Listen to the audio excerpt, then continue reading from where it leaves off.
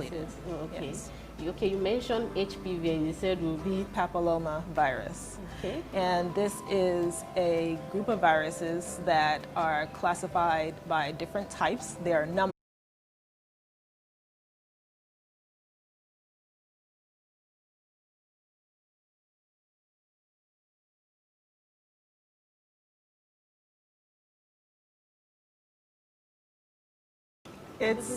And that highlights why it's important to have your wellness checkup and the regularly. pap test in particular. So what I mean when I say there's no symptoms is that there may be a high-risk HPV infection and I might be infected with HPV, okay? It's a virus that actually affects the cells by entering them and starting to cause the cells to grow abnormally. But the process occurs very slowly over the course of several. It generally takes up to 10 years for cervical cancer to actually develop. Wow. And so during that time, there may be an HPV infection of the cervical cells. The cells may start to grow abnormally. As time goes on, there may be pre-cancer that develops, and then eventually cervical develop until you already have cervical cancer. And so this relates back to the importance of cervical cancer screening, and that when you go for your routine checkup and you get the anyway, it's when it's sent to the lab for analysis, then they can see, okay, number one, is there HPV present or not? And number two, is there any abnormality to the cervical cells that can be seen that would warrant further investigation to assess if there's precancerous changes taking place? So this virus, how do they get in? How is it gotten? So in the case of low-risk HPV types, when hours passed, okay, and you may not see any warts on another person, but the HPV infection may be there. With high-risk HPV is transmitted from person to person, and how in women it can affect can transmit, whether it's male to female or female to male. I see. Yes. Okay, so what's this importance of this HPV to the cervical screening test or cervical cancer screening? So basically, I think to answer that, it's best to define what a screening test is. Okay. So when you do the pap test, it's a screen.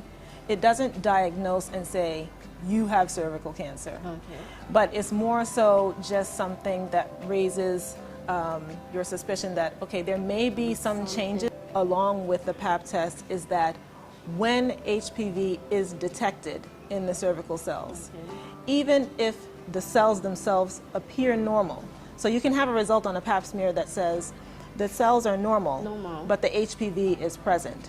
Then instead of, for example, me telling you that, okay, well, you should come back in 3 years to have your pap smear repeated, I may say, come back next year and have cells to develop. But it doesn't always occur. One important thing which I do want to highlight, and I probably should have mentioned this earlier, is that most young, healthy people will get rid of the HPV on their own without doing anything. How's that possible? Especially between ages 20 to 29. And it's because just like any other infection, when you catch a cold or if you get a cut and it gets infected, your body has the ability to heal it up because of your immune system. So the immune system can detect the virus as something foreign, and it can work to clear it and get rid of it on its own. Then most people will clear the HPV on their own. Exactly. I see. After the break, we'll continue with how we can get it tested and what screening and how often it should be done. Okay. All right, viewers, if you're just tuning in, this is Ladies Digest on AAU TV. You can drop your comments, as I said earlier, and your questions. Even the programs or the topics we've treated early on, you can always drop your comments and your questions, and we'll try as much as possible to address them. You can send your questions to Association of African Universities on our Facebook and our YouTube page. We'll go on a short break and we'll be back. The Association of African Universities, AAU, under the patronage of His Excellency Abdel Fattah Said Hussein Khalil El-Sisi, President of Egypt, and Ahmed Mohamed Ahmed El Tayeb, the Grand Imam of Al-Azhar, presents the AAU's Conference of Rectors, Vice Chancellors and Presidents of African Universities from 8th to 11th of July 2019. Theme: Role of higher education institutions in promoting the Continental Education Strategy, CESA 1625. Call for papers have been announced for the following sub-themes: promoting science and mathematics education, expanding technical and vocational education and training opportunities, revitalizing and expanding tertiary education, research and innovation, promoting peace education and conflict prevention at all levels of education, improving management of education systems and harnessing the capacity of ICT to improve access and quality of education and training, promoting mobility through harmonization of quality assurance and accreditation systems, and identifying new directions to improve the management of education in Africa. Submit your paper abstracts of not more than 2 pages online at www.aau.org/subs/abstracts. Deadline for submission is 15th March 2019. For further details on Corevip 2019, please visit events.aau.org/Corevip.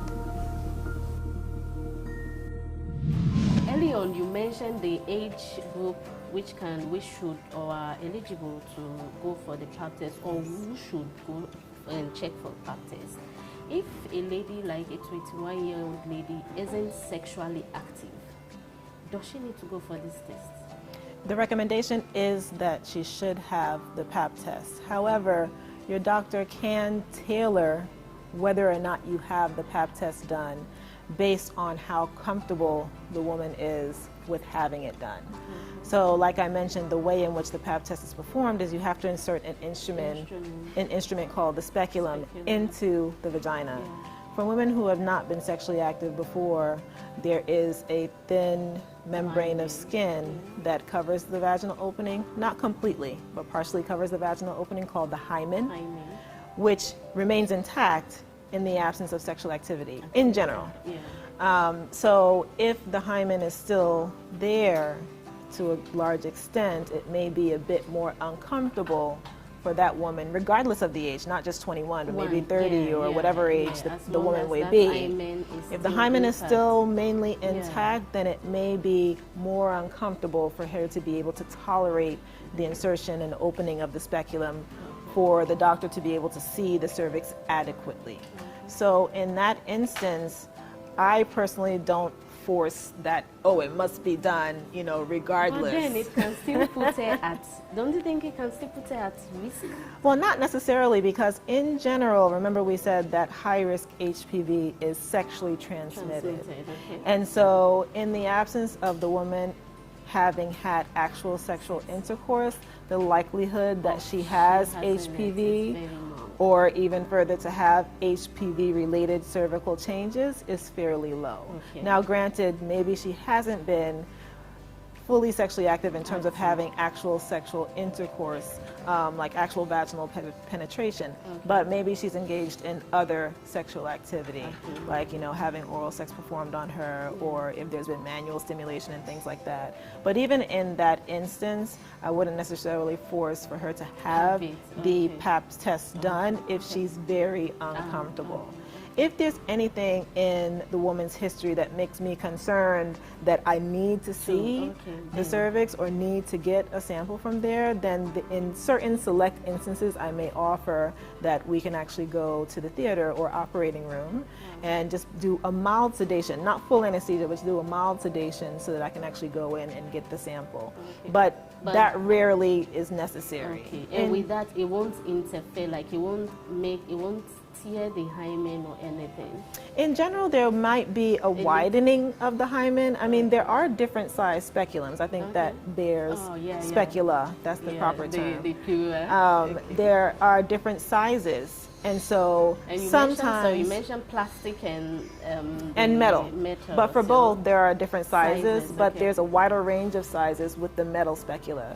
So in those instances, sometimes I'll choose to use a very narrow or very short speculum in the office. At least I'll try it. And I think the exam In most cases, I am able to act it before. But if it's the case that she still can't tolerate it, I usually won't force it if the history doesn't suggest a strong need to get the test, or if I have it, or the history doesn't suggest a strong likelihood that she might have either an HPV infection. Certain groups of women that should go for this test, and if so, why? That should or should not go Yeah, for should or should not go for this Okay, test. Yeah. so in general, like we said earlier, the general screening recommendations based on the age ranges, 21 to 29, and then 30 and over, those should guide how often you go for your pap test. Any woman in those age ranges should have a pap test done. However, there are certain groups of women that should not have the pap test done any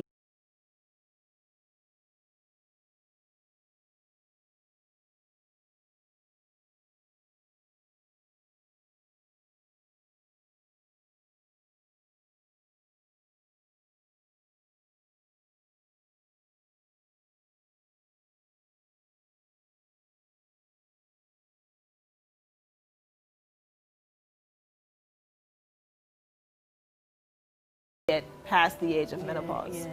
So with regard to the pap test, the screen for cervical cancer in particular, if your last 3 pap smears in a row were negative, and the most recent one was within the past 5 years, then you don't have to have the pap test anymore. Even while you go for your GYN Exactly, visit. exactly.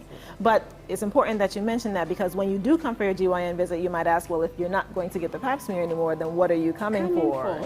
Well, we still do the general exam, which I went through, mammogram for you. With regard to the genital area in particular, I still look at the vaginal area. I still need to look inside the vagina. I still need to look at the cervix. I still need to feel for the internal organs just to make sure that there's no exams. But as for the actual pap test, where I take the swab of the cervical position, under which the women age 65 and older don't need a pap test any longer, is if they've had what's called co-testing. I mentioned that women age 30 and over get the pap smear with the HPV every 5 years, the cells and the HPV at the same time. So if you've had co-testing, 2 of them in a row that have been normal, and the most recent test has been you can also stop having the pap test. Even within the age range of 30? No. Okay. Only these 2 conditions only apply over age 65. Yes. Okay. But with the hysterectomy, like I said, the cervix is the opening to the uterus or the womb. And so in general, when you do a hysterectomy, often you are also removing the cervix.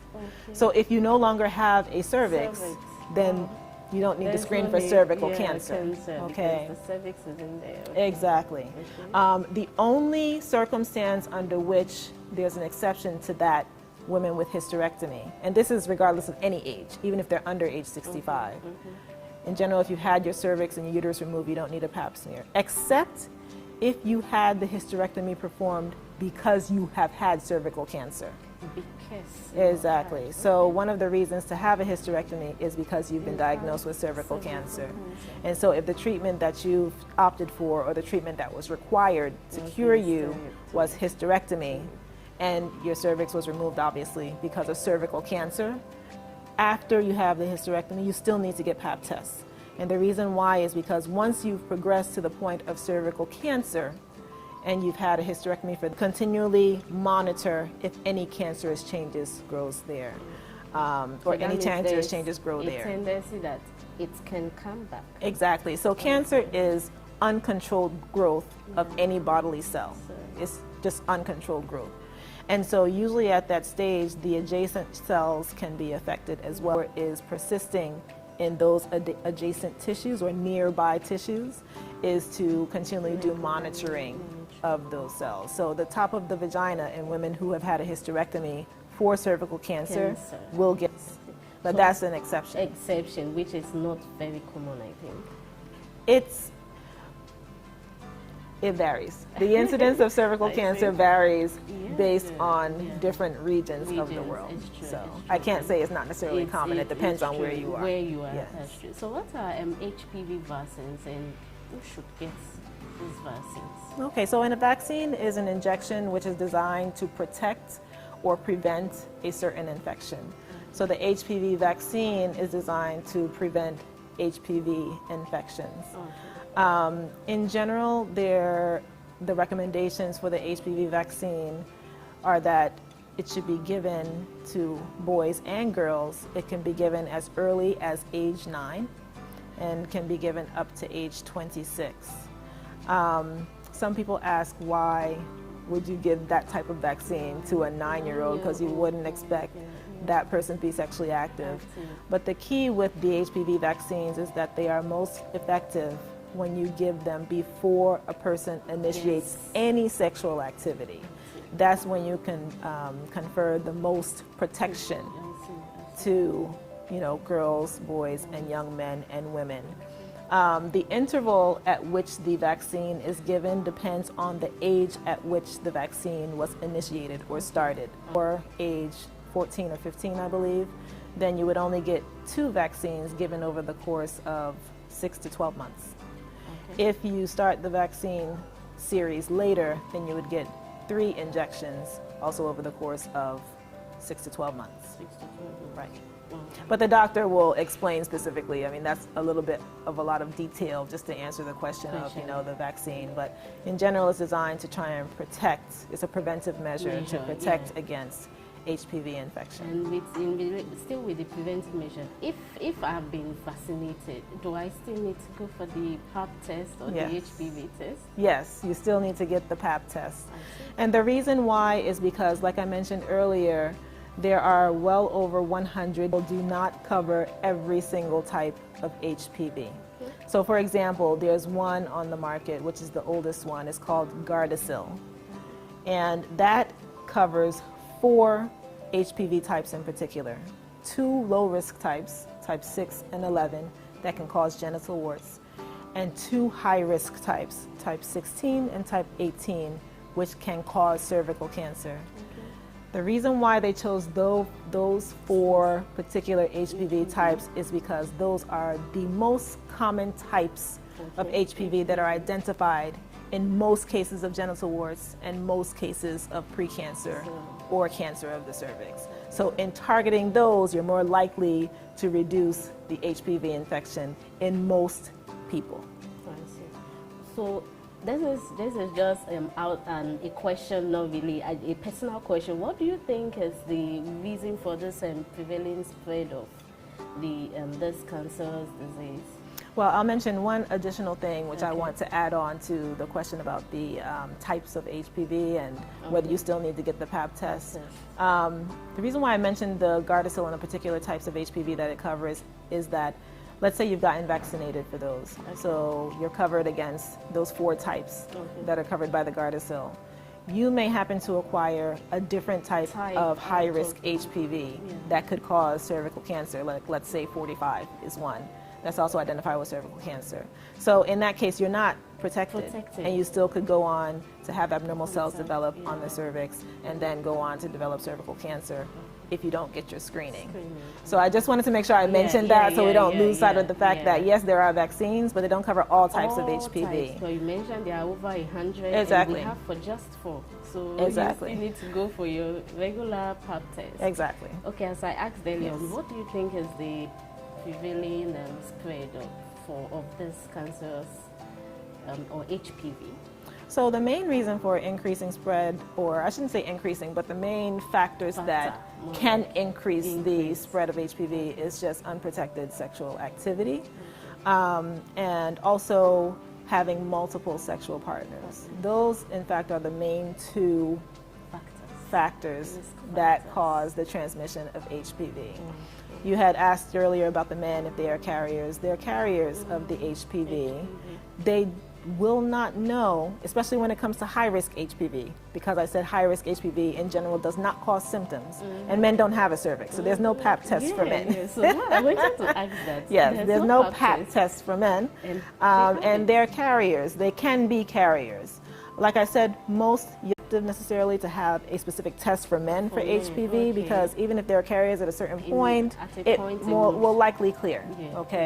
However, it's still important to be knowing that there are no symptoms and knowing that most men will not know that they have high-risk HPV. And so number 1 is, being selective in terms of the number of lifetime sexual partners that you have. If you know that a certain infection is sexually transmitted, the more different partners that you have, the higher the chance that at any particular instance with any particular person, you could be exposing yourself to high-risk HPV. That's number one. Number two is, condom use, safe sex practices.